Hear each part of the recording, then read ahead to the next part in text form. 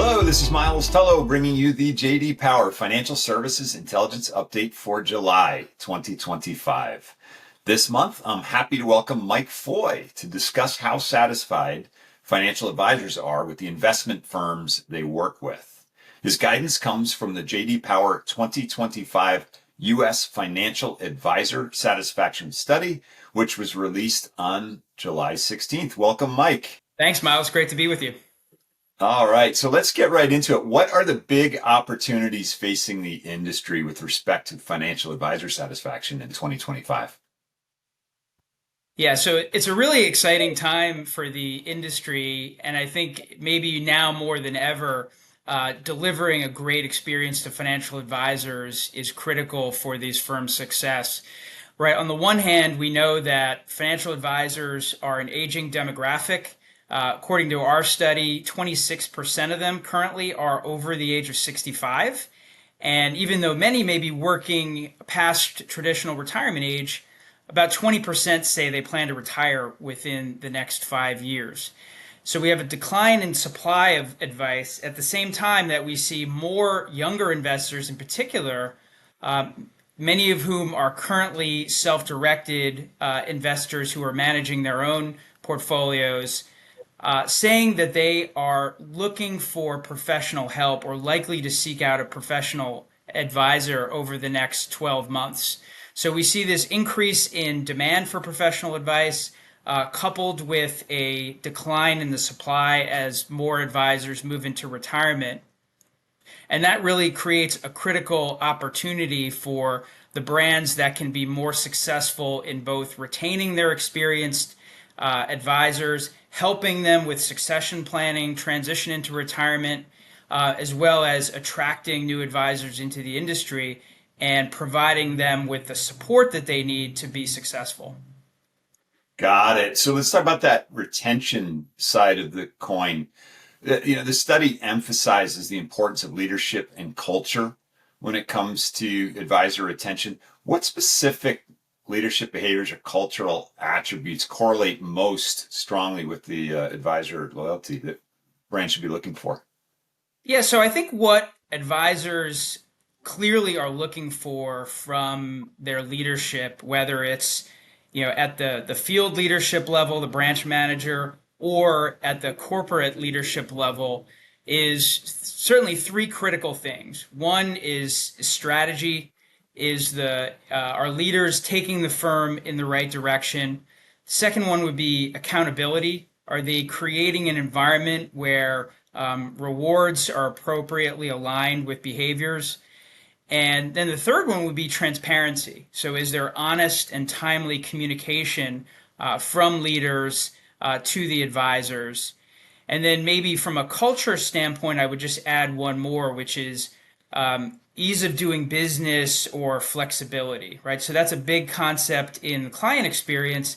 It's also a critical aspect of the advisor experience, right? As technology becomes more complex and the advisor's job becomes more challenging, the brands that are really able to make it easy for advisors to spend time focused on their clients and building their practice, that's the kind of culture that advisors are really looking to build their business in.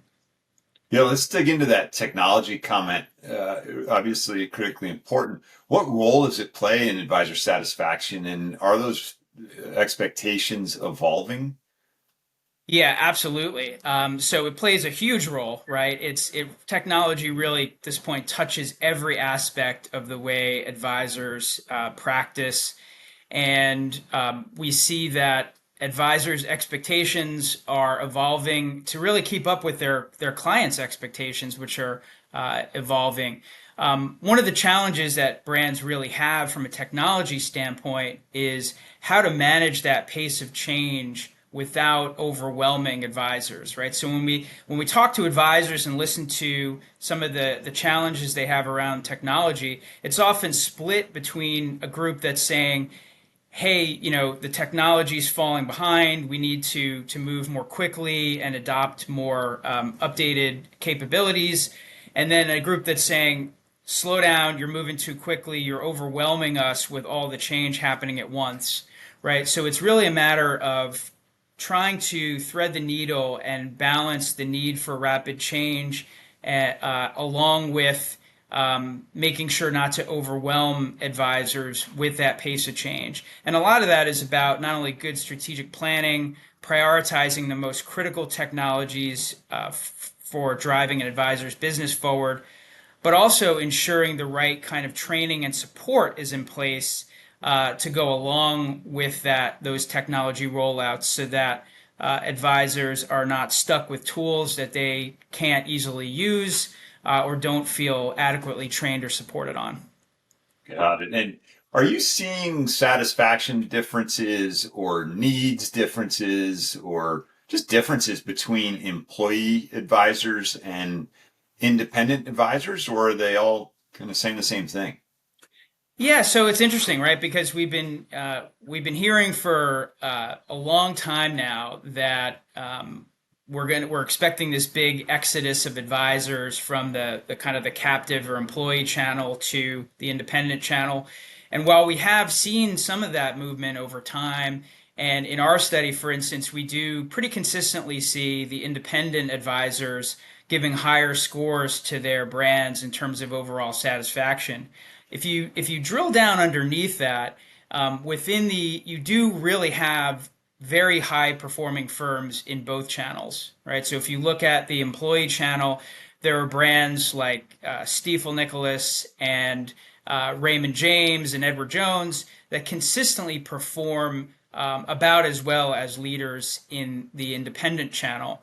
And I think when we look at what are the critical drivers of success for these brands, it comes down to a lot of the same things, right? So it's creating a culture that is entrepreneurial, that is flexible, that delivers autonomy to advisors.